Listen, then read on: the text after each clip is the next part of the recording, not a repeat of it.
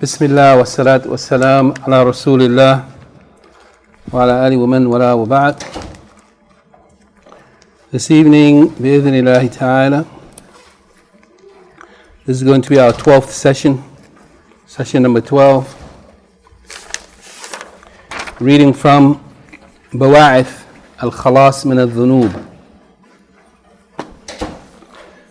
And tonight, bi'idhnillahi ta'ala,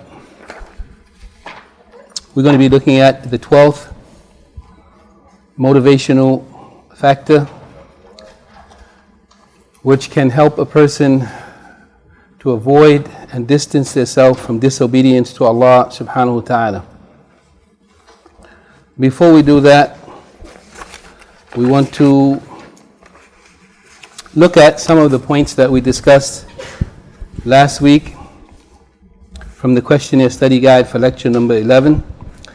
The first question being, summarize the 11th ba'ith, the 11th religious motivational factor as presented by Al-Imam Ibn al-Qayyim rahimahullah. Summarize the 11th ba'ith as presented by Al-Imam Ibn al-Qayyim rahimahullah. I'm going to go behind you. Yeah, Partey? Yes. Resist desires gradually, develop habits to strive against nafs. Resisting desires gradually and what? Develop habits to strive against nafs. Develop habits, yani to let it become habitual that a person strives against and resists their nafs or their hawa. Now, what is important here in this particular matter, and we discussed it in detail last week, are two things. Number one, that a person, yani what is required here is that a person actively, yani fight against and resist these yani inclinations or invitations to act out upon one's desires. Jazakallah khair. And secondly, Ibn al-Qayyim rahimahullah is yani also advising us that this is something, in order to be effective, it needs to be done gradually, little by little, so that a person, little by little, strengthens their ability to fight against and resist until they're able to overcome their desires and to resist these things, yani, and to defeat them. Now, question number 2. Briefly discuss the comparison made here between this ba'ith and the person engaged in burdensome or hard, difficult, laborious work. What is the comparison that Ibn al-Qayyim rahimahullah mentions between them? Let's try Sharif. Sharif? Yes. No. Yeah. You increase in the strength to fight your desires, the more you fight against them, just as a person gains strength who does hard labor daily. And just as a person who's doing some kind of hard labor, the strength that they need to do that labor is increased the more they do it. And likewise, the more a person strives against and resists their desires, the stronger they become in doing so. Now, so it's important that a person not look at where they are at the moment, but look at where they could be. If they begin to resist and strive and fight against their desires, they will reach a point where they'll be easily, at will, able to overcome it. Question number 3, Ibn al-Qayyim rahimahullah concludes this ba'ith saying, so totally abandoning the struggle against the soul or against the nafs, yani what will be the end result of the person who doesn't make any effort, yani totally abandons resisting? What happens in that case? Abdul Wali. It weakens the influence of the religious motivational factors. Now, the person who doesn't make any effort to strive against or to resist their desires, then that motivational factor, yani becomes weaker. And at the same time, the opposite happens, and that is what? The impulses to do evil, the influences of evil become stronger. Whereas if a person resists and opposes their hawa, then they will reach a condition of strength in which they will be able to overcome it at will. Question number 4. Discuss briefly the 3 fada'il, the virtues achieved by mujahada, striving against al-hawa and al-shaytan. What are the 3 benefits, yani fada'il, virtues that Ibn al-Qayyim rahimahullah mentions concerning this striving and resisting one's desires. Number one of them, Allah will guide him. Okay, that's from the ayat. Yani, The power to resist gets strong. the power to resist. A person attains an ability to resist, And with that resistance, what happens? With that resistance, what happens? Two other things. Desire to commit sin. The desire to commit sins is weakened, and likewise, abandoning sins becomes easier.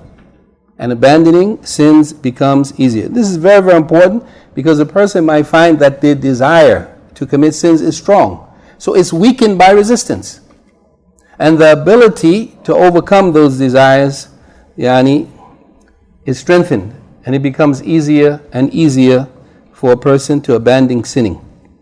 So it's a process, and a person has to start somewhere, and by the help and permission of Allah, inshallah, you can attain mastery.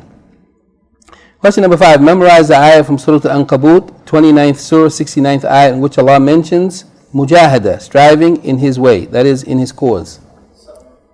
Alaikum salam wa rahmatullah. Anybody memorize this ayah? Fadl, Talib. وَالَّذِينَ جَهَدُوا فِينَا لَنَهْدِيَنَّهُمْ سُبُلَنَا وَإِنَّ اللَّهَ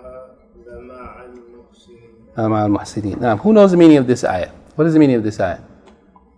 وَالَّذِينَ جَهَدُوا فِينَا. Naam. For those that strive hard, Allah says He will guide them to His path. And verily Allah is with the good doers. And verily Allah is with the good doers, the muhsineen. This ayah is a very important ayah. We discussed it in some detail.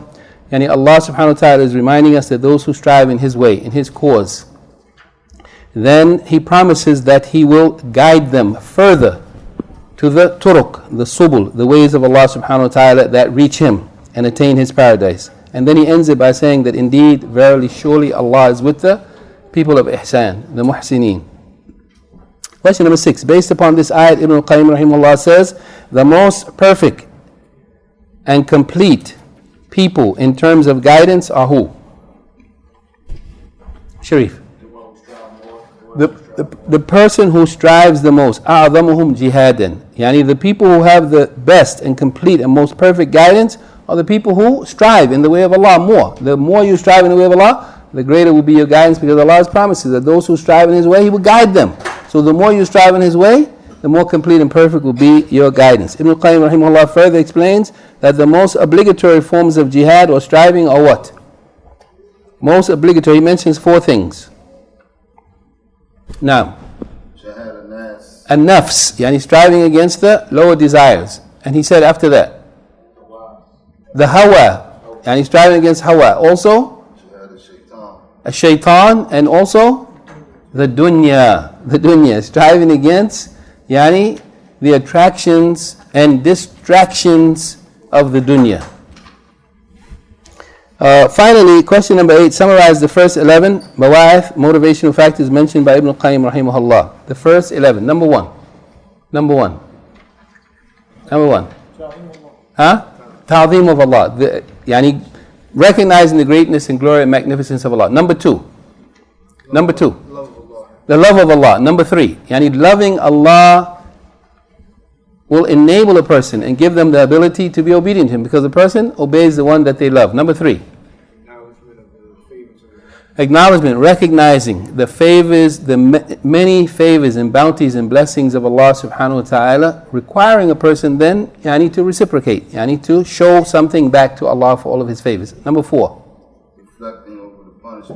Reflecting over the punishment of Allah, the anger of Allah and His punishment. Number 5. Being conscious of the loss of good. The loss of good, fawat al-khair, that a person who disobeys Allah will lose out on good that would have come to them were it not for their disobedience to Allah. Number 6.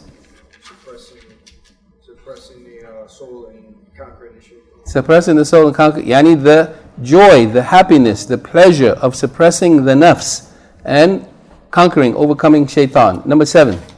Adil. The compensation Acknowledging the compensation from Allah subhanahu wa ta'ala. The compensation from Allah for, why is Allah is compensating the person for what? For what? For giving up their sinful behavior. Allah compensates with them with that which is better in this world or in the next life. That's number 7. Number 8. Being conscious of the ma'iyah of Allah. The ma'iyah of Allah al-khasa. Yani the special nearness of Allah subhanahu wa ta'ala. Being with a person by protecting them, guiding them, helping them, supporting them, defending them, and so on. Now, number 9. Is that 9? Yeah, 9 now.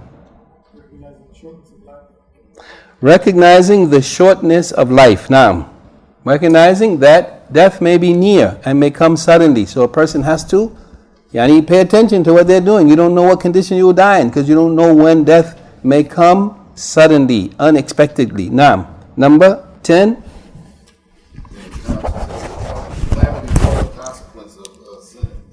Now, the mashhad al-bala wal-afiyah, yani that well-being is really obedience to Allah. The person who is in obedience to Allah is the one that has well-being, regardless of what their physical health may be like. And calamity or affliction is not necessarily that a person has some sickness or disease, but rather more important than that is the calamity or affliction is that a person is living in disobedience to Allah. That's number 10. Number 11, the last one. Now, Adil. Becoming accustomed Become accustomed to the methods of overcoming sin. Okay, strengthening one's ability to strive against and resist the calls, the invitations of calls to evil. That a person works at strengthening their effort to strive against the calls of evil. So these are some of the things that we talked about last week, and tonight, bi'idhnillahi ta'ala, we're going to look at the point number 12, where Ibn al-Qayyim rahimahullah says, and I don't know what page we're on in English. Huh? Now. Somebody online said getting the echo. Getting the echo? I don't know how. Is there any? Are you saying online? Huh? So what do I do to fix it? Is there something I can do? I don't either. Maybe check the connection maybe. Oh, the connection maybe? Possibly. Looks normal. In terms of the wire, possibly. May Allah help us. We're gonna have to hire a technician. Inshallah. May Allah help us. May Allah smooth it out and make it clear, inshallah. Allahumma yassir lana. Allahumma yassir lana. Wa wafiqna wa yu'inuna. Page in English, we're beginning with point number 12 on page 28. And in Arabic, we're going to be reading from page 34 and 35. Al-Imam Ibn Qayyim rahimahullah says, الثاني عشر, the 12th of the bawa'ith, those umur, those asbab, the means and ways through which a person will attain the ability to resist disobedience to Allah, to avoid, to restrain themselves from sin. He says, الثاني عشر, the 12th one, كف الباطل عن حديث النفس, that a person restrains and abstains, rejects that which is false from the hadith al-nafs, the evil thoughts that come from the nafs. Restraining, resisting, abstaining from the evil thoughts, the internal evil thoughts that comes to a person's mind. Without even trying to do anything, they just come. So a person can't passively allow them to come and to settle in and to become stronger and to overtake them. Rather, we're required to resist, to fight against, to resist, to strive against. As the Shaykh Abdur-Razzaaq in his commentary, he says, muharaba khawatir al-nafs al-batila, to fight against, to make war against these internal evil thoughts that comes to the mind of the human being. Al-Imam Ibn Qayyim says, كف الباطل عن حديث النفس وإذا مرت به خواطر نفاها. So when, if and when these thoughts, these evil thoughts pass through a person's mind, they reject them, they block them, they fight against them and resist them. They don't just allow it to settle in. When an evil thought comes to a person's mind, they have to fight against it. They have to resist it. They have to reject it and not just allow it to settle in and take up residence and begin to grow and develop and then lead to that which is a person's destruction. He said, وَإِذَا مَرَّتْ بِهِ الْخَوَاطِرُ نَفَاهَا. When these evil thoughts pass through a person's mind, they must block it, resist it, reject it.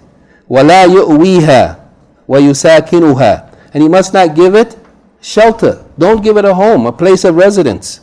وَلَا يُسَاكِنُهَا. And he should not cohabit with it. Live with these thoughts. Allow them to be a part of your life, in your home, in your mind, in your heart. فَإِنَّهَا تَصِيرُ مُنَى. Because if a person allows it in and gives it shelter and accepts living with these thoughts, allowing them to be in a person's heart and in their mind, then it will become muna. As the Shaykh says in the next line, amani or umniya. They become wishes and desires and aspirations. Person thinks about these things, they begin to desire it. They begin to wish they had it. They begin to aspire for it. So now it's not just a passing thought, it becomes something that a person desires and they wish for. ثم تقوى. He said, فإنها تسير منى وهي رؤوس أموال المفاليس. And these aspirations, these desires, these wishes that begin to develop when a person allows evil thoughts to dwell in their mind, he said that these are the ru'us amwal al-mafalis. These are the assets, or these are the capital. A person going into business starts with some capital and then they build on that. So this is the capital upon which is built the development of evil ideas that leads to a person's destruction. The mafalis, the muflis, the people who become bankrupt because they allow these evil thoughts to become aspirations. And these aspirations, these desires to act upon those evil thoughts is what causes a person's ruin. And perhaps the Al-Imam Ibn Qayyim used the word mafalis, muflis, because sins destroy a person's good deeds. So the good deeds that they done, they end up bankrupt with nothing because they nullify, negate and destroy their good deeds by disobedience to Allah subhanahu wa ta'ala. وَمَتَى سَاكَنَ الْخَوَاتِرْ صَارَتْ أَمَانِي. So whenever these evil thoughts settle, cohabit in a person's mind and in their heart, live with them, then they become amani. The evil thoughts become aspirations, desires and wishes. So after the evil thoughts, and evil thoughts, everybody is subject to this. Nobody can escape from this. But between the evil thought and the sin, the act of disobedience, Ibn Qayyim mentions 4 levels. Between the evil thoughts and the sins themselves, he mentions amani, that from the evil thoughts a person begins to aspire and desire these things. Then he said, ثُمَّ تَقْوَى فَتَسِيرُ هُمُومًا. So from that, it goes to the next level. The next level of these aspirations or desires is what they mention in the translation as intention.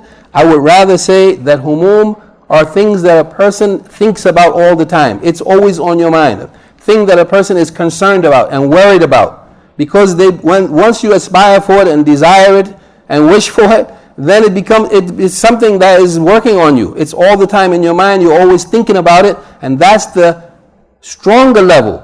Just aspiring is one thing. Now when this thing takes over your mind and you begin to think about it all the time, you're on the way to the destruction. ثُمَّ تَقْوَى فَتَسِيرُ إِرَادَاتٍ. Then it gets stronger. If it's left to settle and to develop and to grow, it becomes stronger and it becomes iradat, which they have translated as will, and that's possible. Iradat means that a person has reached the level where they actually intend to do something. They have decided to do it.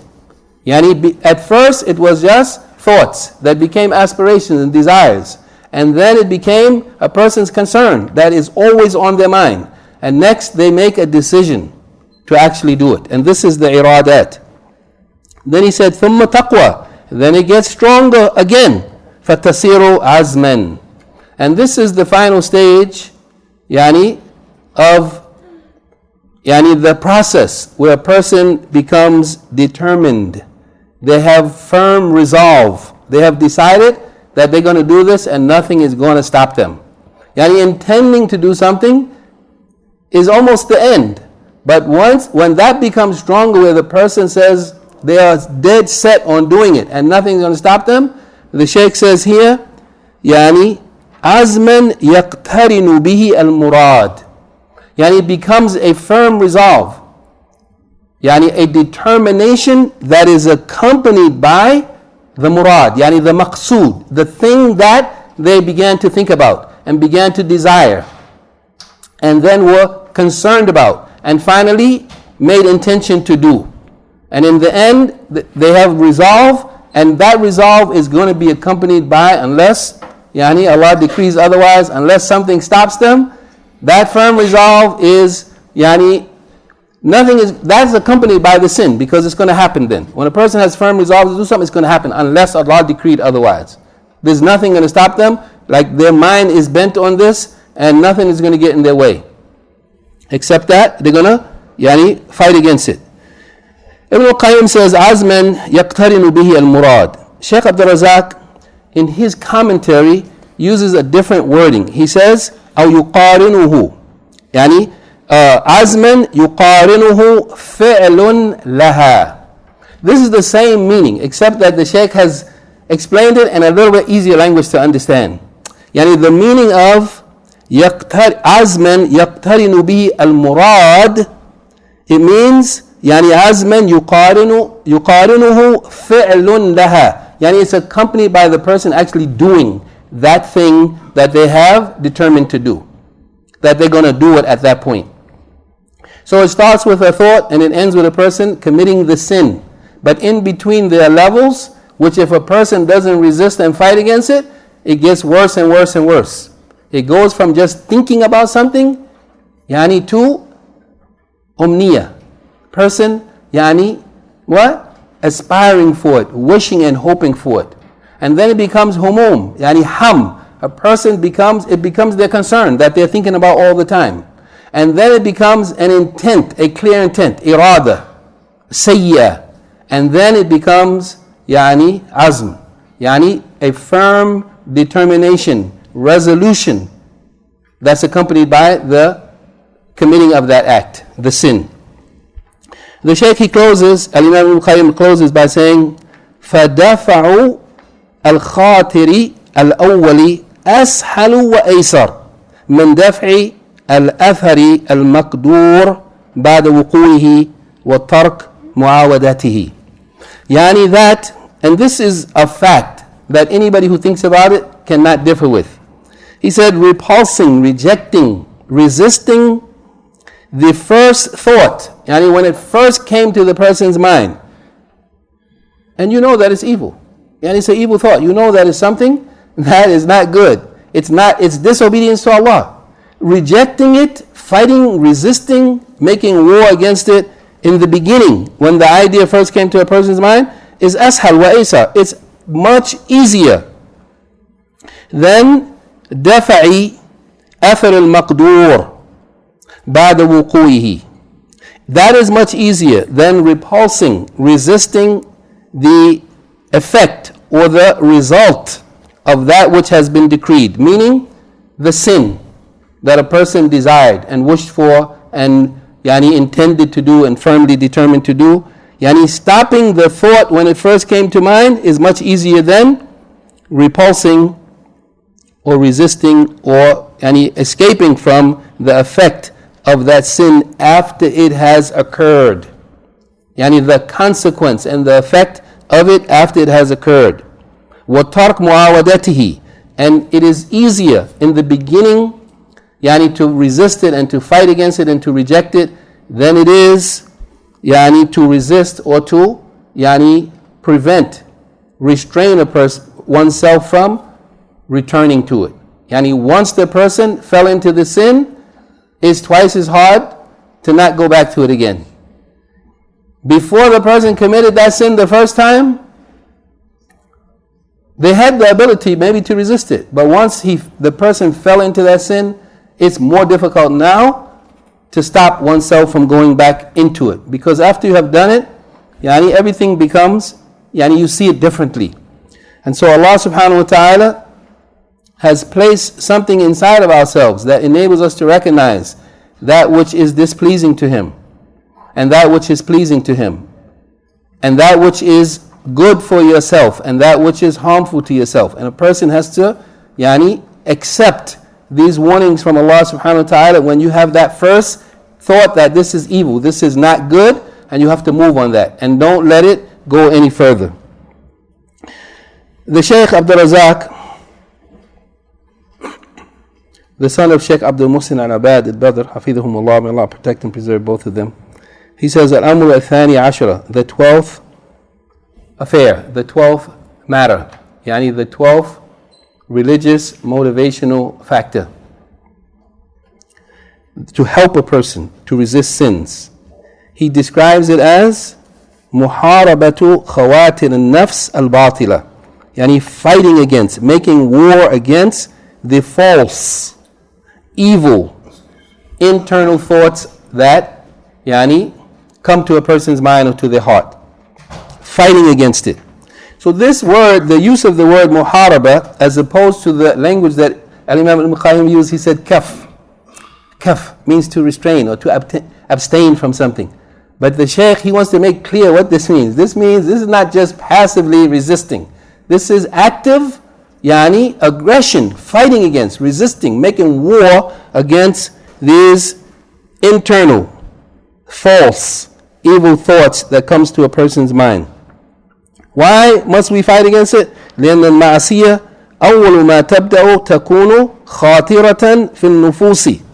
Because the sin that we end up in the end with, in the beginning, it just began as a thought, an internal thought, خاطرة في النفوس, يعني حديث النفس, just a thought in your mind. ثم تتطور لتصبح أمنية, and then it grows and develops until it becomes أمنية, أماني, aspirations, desires, wishes. ثم تتحول إلى هم يتحرك في القلب, and then it transforms into ham, a concern that a person has. Here the Shaykh, as opposed to the wording of Ibn al-Qayyim says, ثُمَّ تَقْوَى فَتَصِيرُ هُمُومًا, and he leaves it at that. The Shaykh says, تَتَحَوَّلُ إِلَى حَمٍّ يَتَحَرَّكُ فِي الْقَلْبِ, and this gives us an idea of what is the meaning of humum. It means that it's something that is active, it has movement. يَتَحَرَّكُ فِي الْقَلْبِ, it's moving in a person's heart. It became active, and now it begins to affect the person's heart. This is the ham or the humum, that which has movement. It is a thing that is always on a person's mind. It's a great concern or worry for them, and they're thinking about it all the time. He says, وَبَعْدَهَا تَصِيرُ إِرَادَةً سَيِّئَةً, then it becomes something that a person wills to do. They have an intent, an evil intent to do it.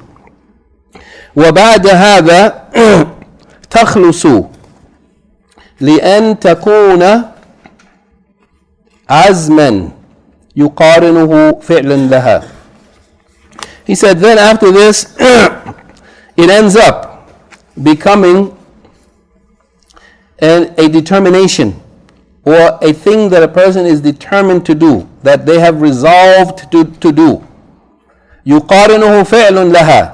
And this is accompanied by the actual action, the doing, the acting out of that thing that the person has made a firm determination to do. A person makes resolve to do it, and that resolve is going to be accompanied by doing it. unless something prevents them, unless Allah decrees otherwise. And we might, if we have time, and Allahu A'lam, probably we won't have time, but there's a good discussion of this matter, of the thoughts that a person has, that they either act out or that they resist, and the reasons why a person might not do it.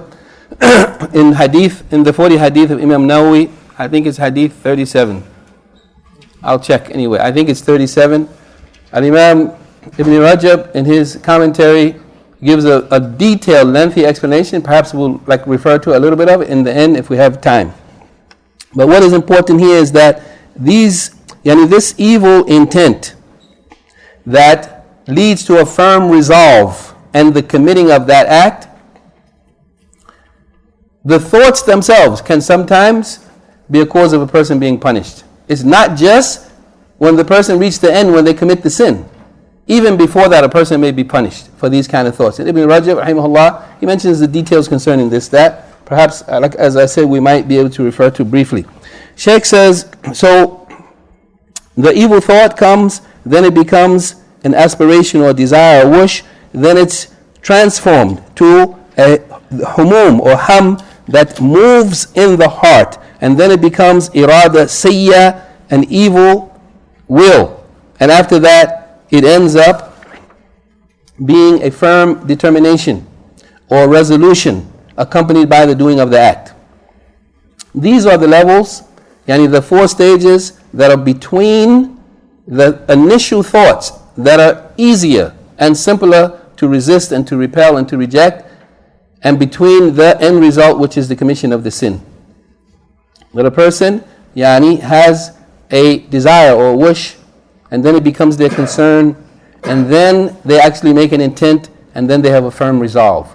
These are the 4 stages that Al-Imam Ibn Qayyim mentions between the initial thoughts and the commission of the sin.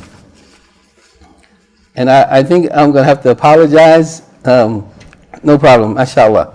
The Shaykh, he says here, in the end of this particular point, he says, Shaykh Abdur-Razzaaq says, فَمِنَ الْخَيْرِ لِلْإِنسَانِ أَنْ يَقْطَعَ هَذِهِ الْخَوَاتِرِ السَّيِّئَةِ, that it is considered to be good that a person cut off these evil thoughts في أول نشأتها, in the beginning when it first comes, when it first gets started. فإنه إن تساهل ووقع في المعصية حان عليه فعلها مرة تلو المرة. Because if a person takes the matter lightly, they don't think that it's that serious, it's just a thought. If a person tasahala and thinks that it's not that big, and they take it lightly, وَوَقَعَ فِي الْمَعْصِيَةِ, and then as a result of them not taking it seriously, they actually fall into the commission of the sin, حَانَ عَلَيْهِ فِعْلُهَا مَرَّةً تِلْوَ الْمَرَّةِ, then it becomes easier. After the first commission of the sin, it becomes easier to do it after that again and again and again. حتى تصير صفة لازمة وهيئة ثابتة والعياذ بالله, until the person repeats, becomes a repeat offender, committing that act again and again and again, until it becomes a sifa lazima, a permanent, inseparable characteristic of that person, and it becomes that thing that they are described with, that they are characterized with, that they will be known for, if not to the other people, known to themselves. They know this is what they do. He said, وَهَيْئَ ثَابِتَةً, and it becomes an established quality of the person, that is a part of their outer appearance. Perhaps the Shaykh is saying here, that their internal characteristic and their outternal appearance is defined by this sinful behavior that they continue to do again and again. And he said we seek refuge in Allah from that. After this, the Shaykh, he closes with the mention of an example or a method a similitude or parable mentioned by Al-Imam Ahmad. He says, وَمَا أَجْمَلَ الْمَثَلِ الذي ضربه الإمام أحمد رحمه الله لحال العبد ما ذنوب. What could be more beautiful? Oh, how beautiful is this similitude, this parable, this example that has been made by Imam Ahmad rahimahullah concerning the condition of the person with sins. What is the condition of a person in reference to sins? What is it like, their condition with sins? فَإِنَّهُ كَانَ يَمْشِي. Imam Ahmad, he was walking بِأَرْضٍ فِيهَا وَحْلٌ. He was walking on the ground where there was some mud. فَجَعَلَ يَتَوَقَّاهُ. So he began to try to protect himself from walking in it. فَغَاسَتْ رِجْلُهُ فِيهِ. And then his foot fell into the mud. He stepped into the mud. فَخَادَ أي صار يمشي في الوحل بعد ذلك دون توق. And once he stepped into the mud the first time, after that he began to just walk in the mud without trying to protect himself from it anymore after that. And he said, وقال لأصحابه هكذا العبد لا يزال يتوقى الذنوب فإذا واقعها خاضها. He said, this is the way it is for the abd, the person, the human being. لا يزال يتوقى الذنوب. He continues to try to protect himself from sins until he falls into it. دخل فيه واقعها خاضها. Then after that he just plunges into it. Doesn't have any more concern about it. And so this is a warning and a reminder that a person, a Muslim who's conscious of Allah and who has fear of Allah and Iman and Taqwa, will try to resist sinning. But once a person gives into it, it's more likely that they're going to return to it again. It's going to be easier to return to it, and it's going to be more difficult to resist it after the first time. And that's because a person, like the example that Imam Ahmad gave, a person doesn't want to step in the mud. But once you got muddy, khalas, it doesn't matter anymore. Why am I making all this effort? I'm in it now. And some people said, since I already did it, I might as well go all the way with it. Rather, once a person committed a sin, they need to turn to Allah and repent and try to escape from that evil path.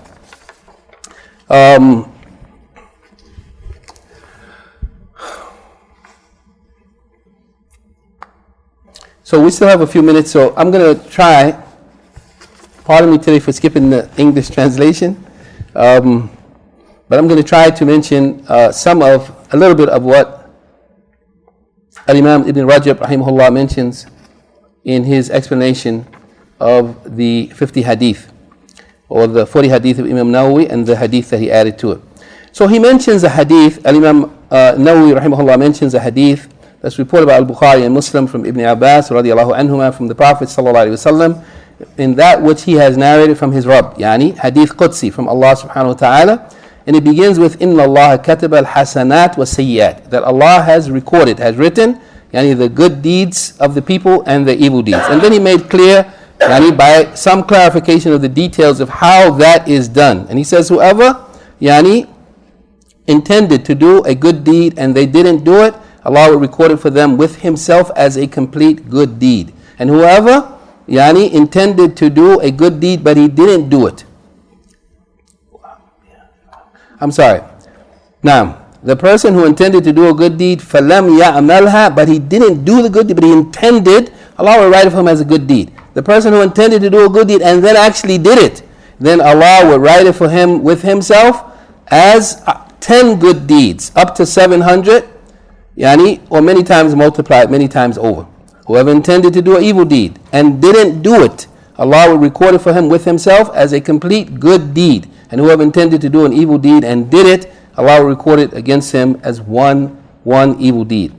This hadith is a well-known hadith. We have discussed it previously when we were doing the explanation of the 50 hadith. The important thing here is that Ibn Rajab rahimahullah says that he also mentioned another hadith in which the Prophet ﷺ said that Allah has passed over or pardoned my ummah for the thoughts that they, the evil thoughts that they had, as long as they didn't act upon it or speak about it. Ibn Rajab says that these textual evidences contain 4 matters: the recording of hasanat and sayyiat, the recording of good deeds and evil deeds, wal ham bil hasana wa sayyiat, and that a person has an intent or desire or determination to do a good deed or evil deed. 4 matters: the writing of good deeds and evil deeds, and that a person has a desire or an intent to do a good deed or desire intent to do an evil deed. فَهَذِهِ الْأَرْبَعَ أَنْوَاء. So these are 4 different types of things that are recorded in these narrations. And then he mentions the first and the second and the third of them, and the fourth of them is what we're talking about tonight. That is, that a person intends to do an evil deed and doesn't do it. And doesn't do it. A person has an intent to do an evil deed, but they didn't do it. Al-Imam Ibn Rajab mentions different situations that have to be considered here, and in most cases, a person will be punished for that.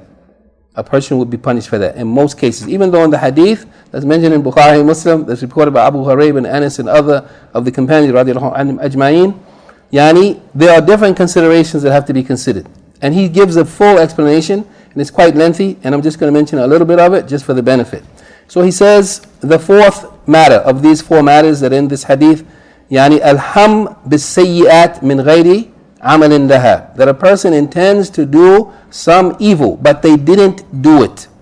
They intended, desired, but they didn't go through with it. ففي الحديث ابن عباس أنها تكتب حسنة كاملة. So in the hadith of Abdullah ibn Abbas radiallahu anhuma, it is going to be recorded for him as a complete good deed. The person intended to do evil deed, but they didn't do it. It will be recorded as a good deed. Well, that's the general ruling concerning this, but then there are some specific details, as Imam Ibn Rajab mentions. He says, likewise in the hadith of Abu Hurairah and Anas and other than them, that person who intended to do evil deed but didn't do it, it will be recorded for him as a good deed. In the hadith of Abi Hurairah radiallahu anhu, it also mentions إِنَّمَا تَرَكَهَا مِنْ جَرَّايَ, that Allah subhanahu wa ta'ala says that He left it. He didn't do that evil deed, مِنْ أَجْلِي, for my sake. And this is the clarification of this hadith, that it's not outright that every person who intends to do evil and doesn't do it get a good deed. No. Why did they not do it? And in the hadith of Abu Hurairah it became clear that Allah subhanahu wa ta'ala is saying that He left it for my sake. And for the sake of Allah. And this indicates that what is intended by the person getting a good deed for intending evil and then not doing it, it means the person who was able to do it, able to do what they intended to do of evil, فَتَرَكَهَا لِلَّهِ تَعَالَى, but they abandon it for the sake of Allah. That is the person who will get a good deed written for them for abandoning the intent or desire to do an evil deed. And there is no doubt that this will be written as a good deed for that person, because they have left the sinful act that they intended to do, and this leaving of the sinful act, for the sake of Allah, it is a righteous deed that a person would be rewarded for. Second situation, person intended to do evil deed but didn't do it. فَأَمَّا إِنْ هَمَّ بِمَعْصِيَةٍ ثُمَّ تَرَكَ عَمَلَهَا خَوْفًا مِنَ الْمَخْلُوقِينَ أَوْ مُرَاءَةً لَهُمْ. But what about the person who intended to do evil deed and then they abandon it out of fear of the people seeing or knowing that they did it, out of fear of the people, or as a means of showing off, showing that they don't commit sins? The Shaykh says, so it is said that that person will be punished for abandoning that evil deed with this intention, the intention of abandon it out of fear of the people or out of showing off to the people. And that is because the one who gives preference to the fear of the people over the preference of fear of Allah, this is haram. And this is an evil deed due to which a person will be punished. He said, likewise, the person who who leaves it off with the intent of showing off to the people, showing the people that they abandoned these sins, this is also haram. So if this leaving off the sin is accompanied by the intent, this evil intent, out of doing it out of fear of the people or showing off to the people, then a person would be punished for abandoning that evil intention. And even though they didn't do it, but they didn't do it and they abandon it for the wrong reason, for an evil intent for which they will be punished. The third situation, وَأَمَّا إِنْ سَعَى فِي حُصُولِهَا بِمَا أَمْكَنَهُ ثُمَّ حَالَ بَيْنَهُ وَبَيْنَهَا الْقَدْرِ. A person strove and made every effort to do that thing, to achieve what they intended to do, the evil thought that they had with all their ability. They tried to get it done, but the qadr of Allah came between them and doing that act. Yani Allah decreed that they wouldn't be able to do it. فَقَدْ ذَكَرَ جَمَاعَ أَنَّهُمْ يُعَاقَبْ عَلَيْهِ حِينَئِذٍ. So some of the scholars said, then that person would be punished for that evil thought that they didn't do, but they didn't do it because, not because they didn't want to do it, but because Allah prevented it from happening by the qadr. And this is based on the hadith in which the Prophet ﷺ said, Yani ma lam takallam bihi aw ta'mal. Yani as a person had an evil thought, but they will not be punished as long as they didn't speak about it and they didn't act upon it. So whoever tried and strove and made every effort to achieve that sin, but then they were unable, so they didn't do it, then this person, this means that this person has done something, meaning they made the effort and they strove and struggled to try to do it, but they were prevented by the qadr. So this is an action. They have acted upon that thought, they just weren't successful by the permission of Allah. Shaykh also mentioned the hadith of the Prophet ﷺ, in which two Muslims meet with their swords, and the one who killed the other and the one who was killed, both of them will be in the fire. They said, "O Messenger of Allah, okay, we understand the killer, why he's in the fire, but what about the one who was killed?" He said, إِنَّهُ كَانَ حَرِيصًا عَلَى قَتْلِ صَاحِبِهِ. And he wanted to, he desired to, he tried to, but he was just unsuccessful. He will be in the hellfire also for his intent, even though he didn't go through it. He didn't go through it because he was unable to. The saying of the Prophet ﷺ, as long as he didn't speak about it or he didn't act upon it, this indicates that the one who intends to do an evil deed, if he talks about it, what he intended to do with his tongue, then he will be punished for doing so. And that is because this is an action of the limbs of the body to commit sin. That is, speaking about it with the tongue, that's also an action. And a person is held accountable for that. And this is also indicated in another hadith, the hadith of Abu Kabsha, in which he said, لَوْ أَنَّ لِي مَالًا لَعَمِلْتُ فِيهِ مَعَمَلَ فُلَانٍ. That if I had wealth, I would have done with it what so-and-so did. Meaning the person who was using his wealth to commit acts of disobedience to Allah. The person didn't do it, but he said, if I had wealth, I would do it. That speech, saying that if I had wealth, I would be committing sins with it, just like he did, entitles him, as the Prophet ﷺ said, فَهُمَا فِي الْوَزْرِ سَوَاء. That they are equal in sin. The one who did it and the one who said that if he had the money, he would do just like him. The fourth situation, and this is the last situation, I'm going to have to summarize it because it's quite lengthy.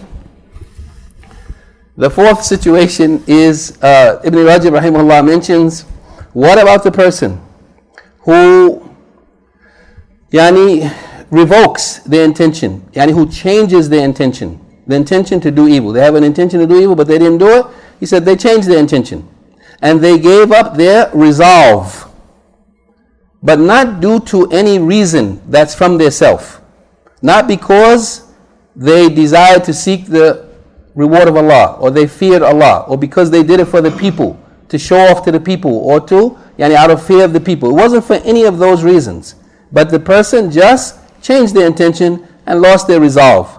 So he says, will they be punished for this? The intent, the thought and the intent to do this evil that they gave up, but not due to any reason from their self. Would they be punished or would they not be punished? And he says that there are two ways to look at this. The first one is that the person who had the intent to do evil, it was just a passing thought that he didn't allow to dwell in his heart or in his mind, and he disliked it and he was turned off by it. So this person will be pardoned for that thought. This person will be pardoned. It was a passing thought and they didn't allow it to remain, and they didn't like it, and so they will be pardoned from this. And he said this is like the evil thoughts that people have, about which the Prophet ﷺ was asked. Some of the companions said, sometimes we have these very, very bad thoughts. He said, ذَلِكَ سَرِيعَ الْإِيمَانِ. That the person who has that thought and dismisses it and rejects it and fights against it, he said that this is a clear indication that a person has Iman. and also due to the saying of Allah subhanahu wa ta'ala in Surah Al-Baqarah, 2nd Surah, 284th ayah, where Allah says, وَإِن تُبْدُوا مَا فِي أَنفُسِكُمْ أَوْ تُخْفُوهُ يُحَاسِبُكُم بِهِ اللَّهِ فَيَغْفِرُ لِمَن يَشَاءُ وَيُعَذِّبُ مَن يَشَاءُ. And whoever or whatever, if it comes forth or if it is hidden, the thoughts that you are having in your mind, in yourselves, you will be called to account for it. Allah may forgive whoever He wills, and He may punish whoever He wills. Ibn Rajab says, this became difficult upon the Muslims. The idea that if they just thought about evil, that Allah might pardon them, He might forgive them, or He might punish them just for that alone. They thought that this was, that these thoughts, passing evil thoughts, that this was what was intended by this ayat. And then Allah revealed the ayat after that, رَبَّنَا لَا تُحَمِّلْنَا مَا لَا طَاقَةَ لَنَا بِهِ. O our Rabb, do not call us to account. Do not punish us for that which we don't have any ability over. He said, so it became clear from this that which they don't have any ability over is just, and that they wouldn't be called to account and they would not be held responsible for, was those passing thoughts that just passed through a person's mind and they didn't act upon it, they didn't dwell upon it, and they didn't hold on to it. So it became clear that what was intended then, that Allah may punish or forgive a person for thoughts, it means those people who have firm resolve, who have a firm intent to act upon those thoughts. These people, Allah, He may forgive from them whoever He wills, and He may punish whoever He wills. The Shaykh, he says, this is the first one, that it's just a passing thought that a person doesn't hold on to, doesn't allow to grow and to develop, then the person will not be held responsible for this. This is something that a person is excused for. The second possibility, though, are those people who do have that firm resolve, who are intent on carrying out this thought that came to their mind, and they allowed it to continue and remain with and dwell with them. And he said these people who have that firm intent to carry out those evil thoughts that they have are divided into two groups. The first group are those who had thoughts about ما كان عملا مستقلا بنفسه من أعمال القلوب. That a person has thoughts about something that is an independent act in itself, that's from the actions of the heart. Actions of the heart. A person thought about an evil thought about something that's from the actions of the heart. Like having doubt in the oneness of Allah, or the prophethood of Muhammad sallallahu alaihi wasallam, or the resurrection, or other than that, from the things that are kufr and nifaq. Or that a person believes or denies the belief in these things, in the wahdaniyah of Allah, the oneness of Allah, or the prophethood of Muhammad, or the resurrection. These thoughts that a person has, these are kufr and nifaq. So all of these things, the person will be punished for them. And this person, from this, from allowing these thoughts and having firm intent, this is what the person not just has a thought, but they have an intent to carry out this. If that thought that they have is from the actions of the heart, then this, a person will be punished for this. He says the second possibility of those people who have a firm intent, resolve to act upon these evil thoughts that came to them, is the people who had the evil thoughts about something that's not from the actions of the heart, rather they're from the actions of the limbs. Like zina, fornication, or stealing, or drinking alcohol, or killing, or slandering a woman, and what things that are like this. If a person persists in this intent and this desire and this resolve, even though there was no outward indication of it, nobody saw anything in their behavior that reflected that firm resolve to commit these acts of the limbs of evil, of disobedience to Allah, Ibn Rajab rahimahullah says that a person being called to account for this, there are two opinions of the scholars. Two opinions of the scholars concerning this. He said, the first opinion is that they will be called to account for it. That a person has a firm resolve to commit an act of sin, of disobedience to Allah from the actions of the limbs of the body, that firm resolve indicates that a person would be, according to the best of the opinions of the scholars, they will be called to account for it. Abdul ibn Mubarak rahimahullah says, I asked Sufyan al-Thawri rahimahullah, would the person be called to account for these evil thoughts and desires and intents that they have? He said, إِذَا كَانَ عَزْمًا أُوخِذَ. Yani if they had a firm resolve, determined to do it, even if they didn't do it. The firm resolve to do it, they would be called to account for it. And this was the opinion that was considered to be the stronger opinion by most of the scholars of fiqh and the muhaddithin and the mutakallimin. And he said that they use several proofs for this. I'll just mention one of them. The ayat in the Quran in Surah Al-Baqarah, second surah, ayat 225. وَاعْلَمُوا أَنَّ اللَّهَ يَعْلَمُ مَا فِي أَنفُسِكُمْ فَاحْذَرُوا. And know that Allah, He knows what's in yourselves, what you're thinking about, the thoughts that you have. So be warned from having those thoughts. They said that this is a proof that a person will be called to account for those evil thoughts, even if they didn't implement it. And he also mentioned a hadith from the Prophet ﷺ. He said, "Al-ithmu ma haka fi sadrika wa karihta an yattali alayhi an-nas." That sin is that which waves or revolves around in your chest or in your heart, and you dislike that people come to know, yani what you're thinking about. He said this is a proof that they will be called to account for these thoughts, even if, yani involving actions, sins of the limbs of the body, even if they didn't carry it out. And they understood the hadith in which the Prophet ﷺ said that my ummah would be pardoned for the thoughts that they thought within themselves, as long as they didn't talk about it or act upon it.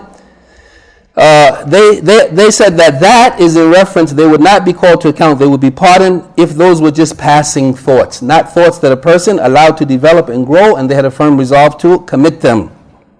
They said that if a person allows these thoughts to dwell in their mind and their heart, it takes root in their heart, then this is from that which a person has earned, it's from their actions, and they will not be pardoned from this. The second opinion of those people who are intent on committing some act, but they didn't do it from the actions of the limbs, he said the second opinion is that they would not be held responsible, they would not be punished simply for having that intent or that desire or that resolve. They would not be called to account simply for that. And this opinion, that they would not be called to account, that they would not be punished, has been attributed to al-Imam Ash-Shaykh rahimahullah, and it is also the view of Hamid and some of the other scholars.